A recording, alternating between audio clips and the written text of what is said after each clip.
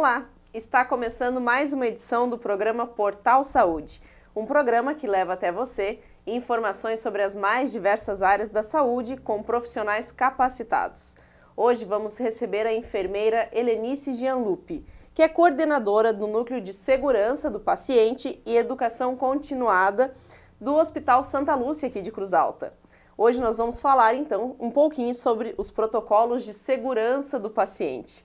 Helenice, seja bem-vinda então ao nosso programa. Obrigada. O que seria esses protocolos, de segurança do paciente, Helenice? Bom, esses protocolos, eles são instituídos pelo Ministério da Saúde, São 6 protocolos.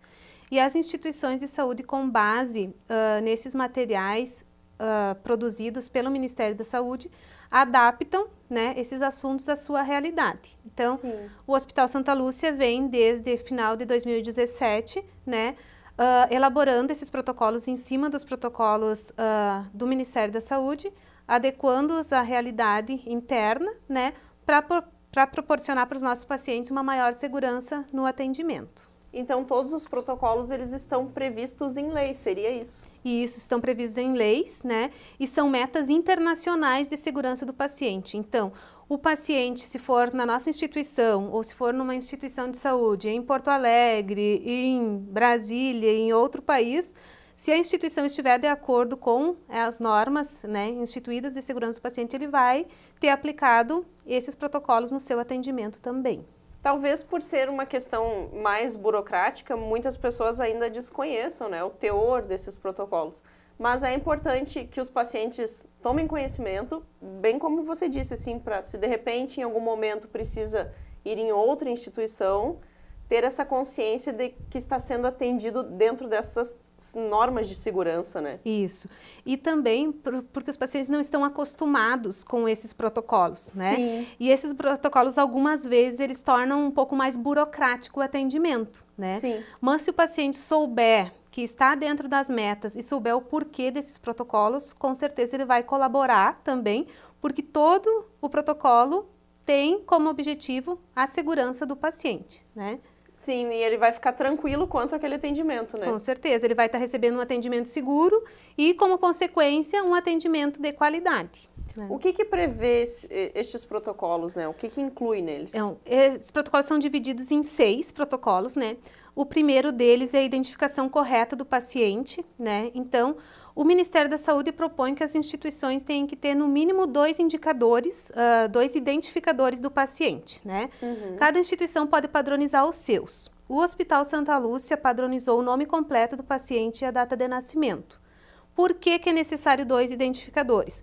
Porque os pacientes muitas vezes têm o mesmo nome, o mesmo sobrenome. O que vai diferenciar eles para o atendimento seguro é o segundo identificador. Então, a data de nascimento.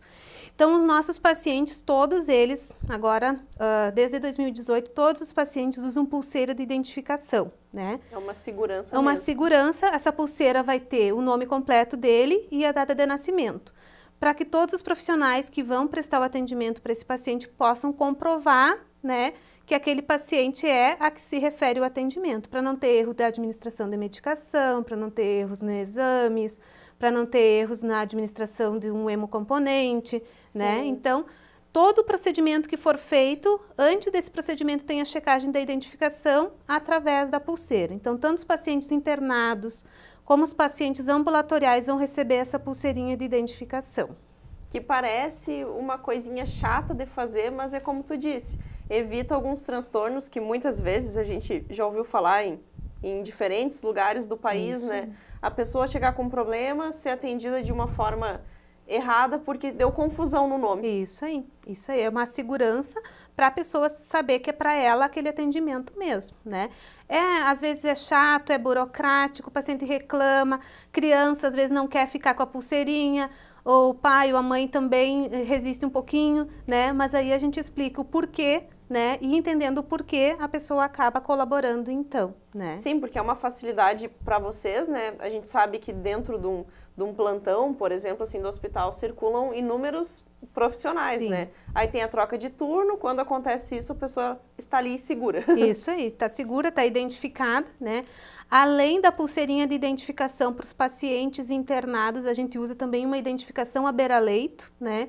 Que esses, então, esses pacientes recebem a identificação lá na cabeceira do leito, que vai ter também o nome completo, a data de nascimento, vai ter os riscos pela avaliação que o enfermeiro faz, que esse paciente está exposto, se ele tem risco de sofrer uma queda, se ele tem risco de desenvolver uma lesão por pressão, né? Então, tudo isso está classificado também, que faz parte dos outros protocolos que eu vou citar a seguir, né? Mas que já vai estar identificado também no beira-leito. Então, Sim. são várias ferramentas que a gente tem para que a identificação seja a mais correta possível. Quais seriam esses outros protocolos? A meta número 2 fala na comunicação efetiva, né? Que, como tu falaste antes, troca de turno, né? A equipe é composta por vários profissionais, enfermeiros, médicos, técnicos de enfermagem, fisioterapeuta, nutricionista. Então, é através dos registros, através da comunicação efetiva, que se vai dar continuidade, né, do atendimento.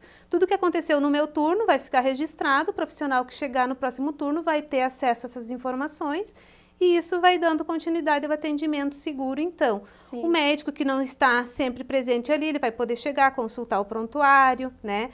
O outro setor, por exemplo, de diagnóstico, vai ter acesso ao prontuário para ter as informações sobre aquele paciente.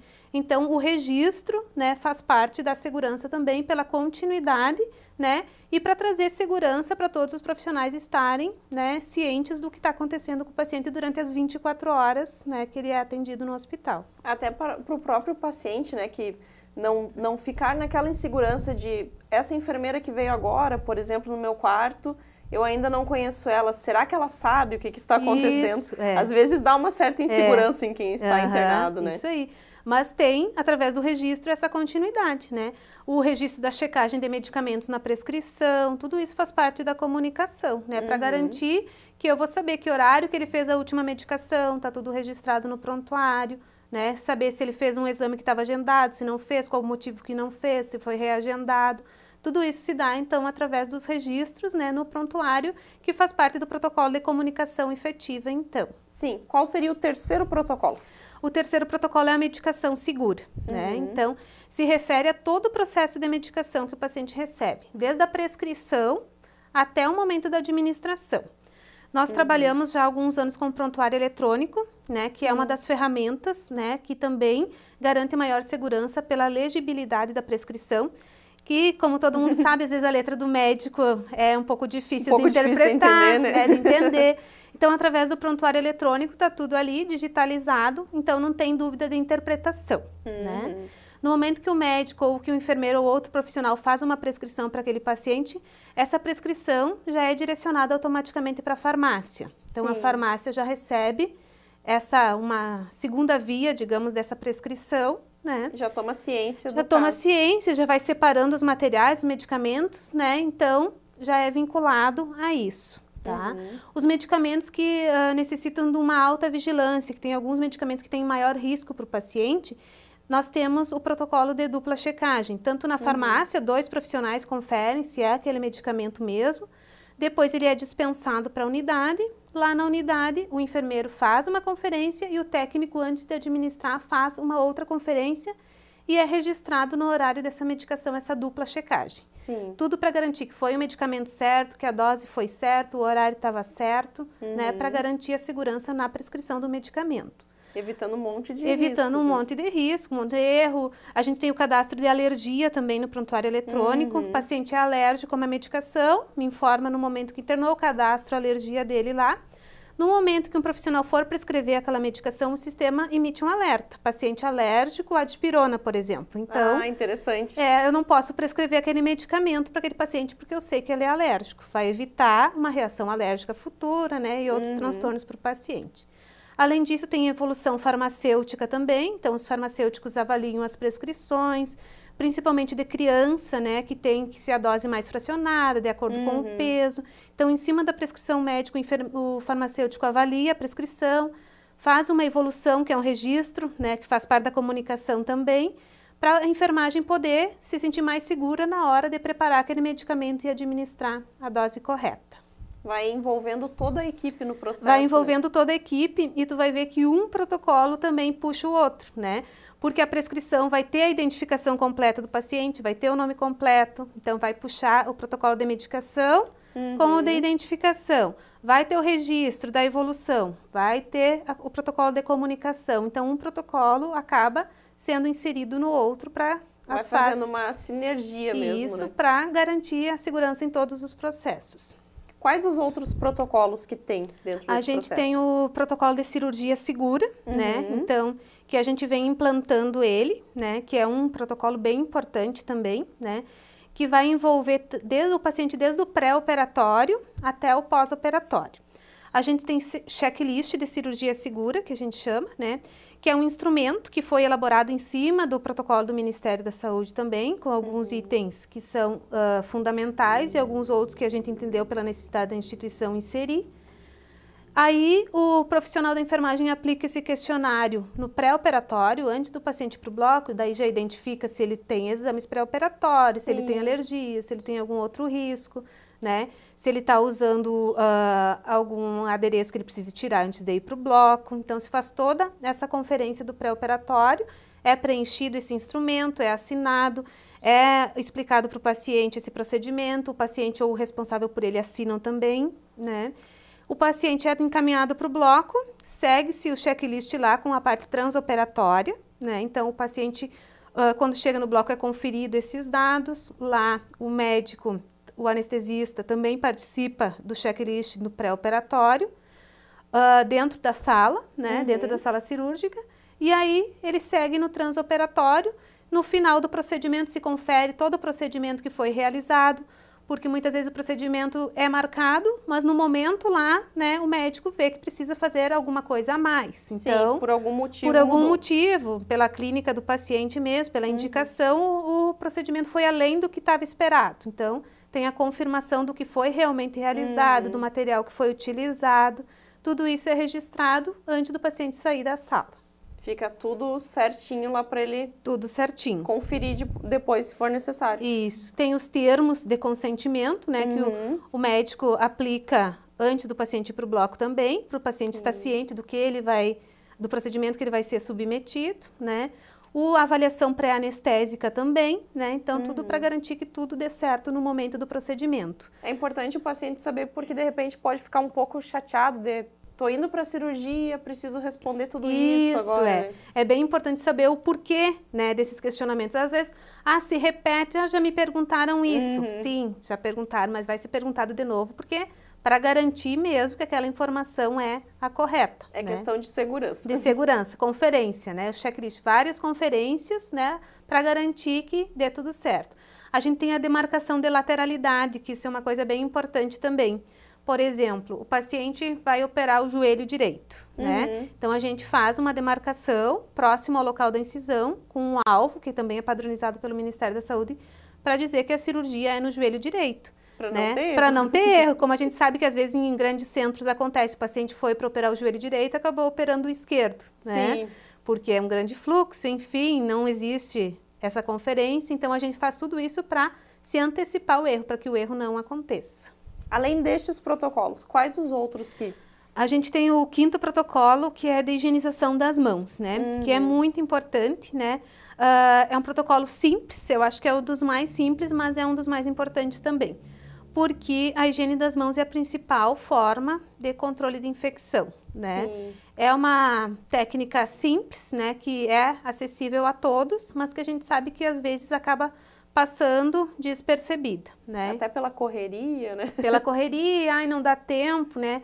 Mas a gente sempre frisa que o mais importante é gastar 40 segundos, 1 minuto lavando as mãos corretamente, do que ter uma complicação com o nosso paciente e até para a saúde do próprio trabalhador, né? Que vai poder estar carregando esses micro-organismos. Então, a gente faz treinamentos em loco.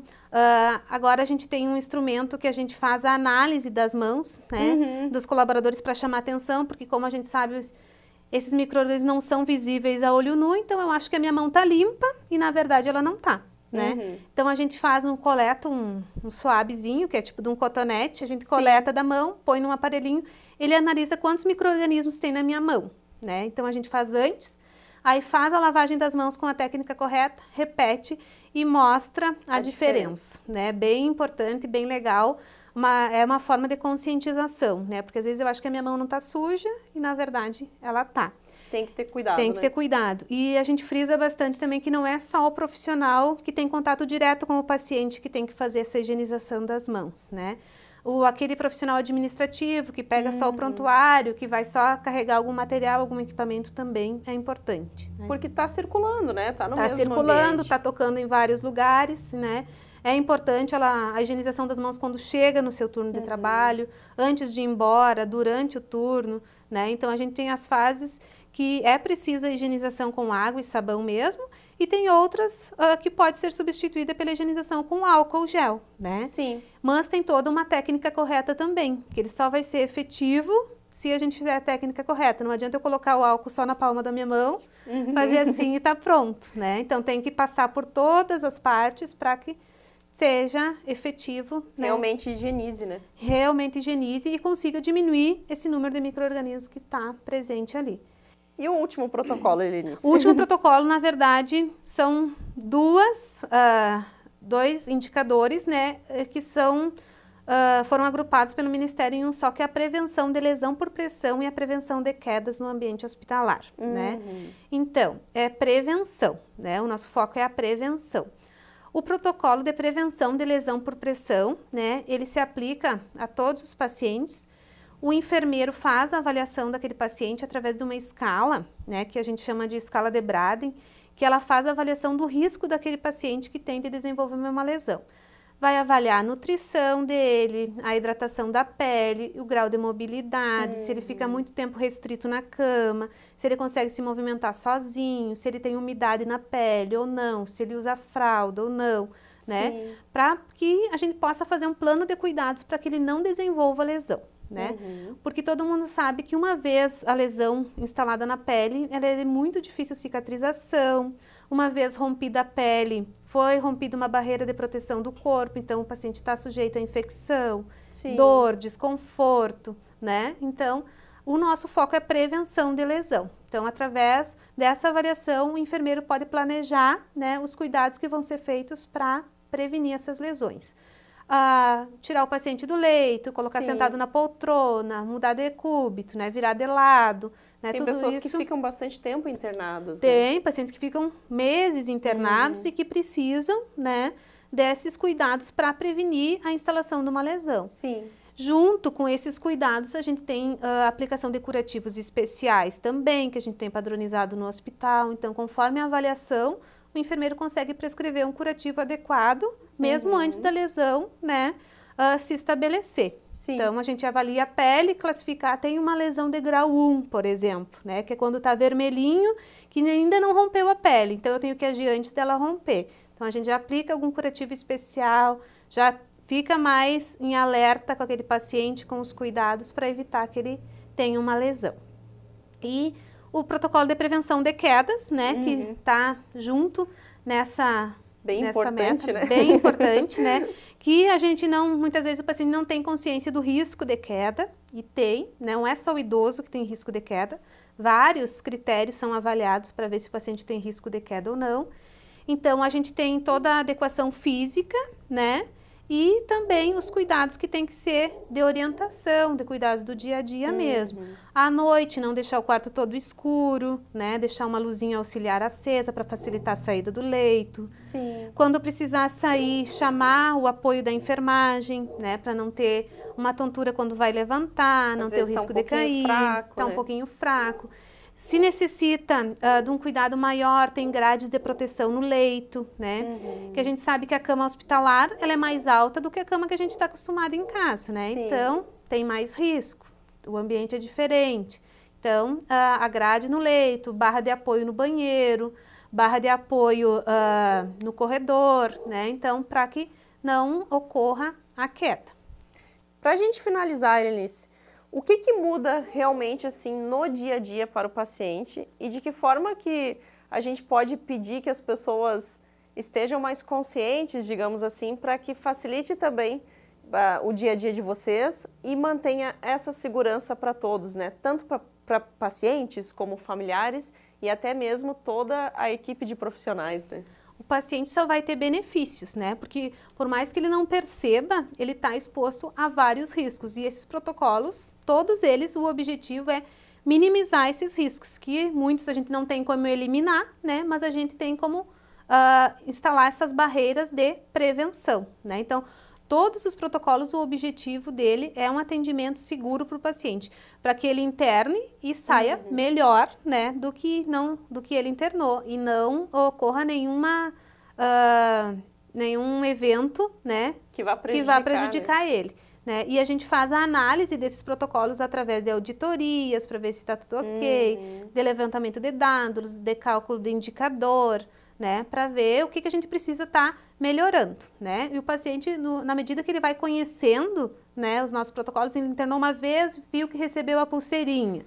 Na próxima vez, ele já sabe o porquê da pulseirinha. Já sabe por que vai ter, Já sabe por que vai ter. Então, é conhecimento mesmo e a percepção, né, dele, que ele é para a segurança dele, né? E é um processo contínuo de melhoria, É um processo né? contínuo, né? É um processo que começa e não tem mais fim, né? Sempre para objetivar o final, a qualidade do nosso atendimento, a segurança, como consequência, a qualidade. Uma boa notícia para todos, né? Todos mais tranquilos, então, mais seguros e que só melhore. Com certeza.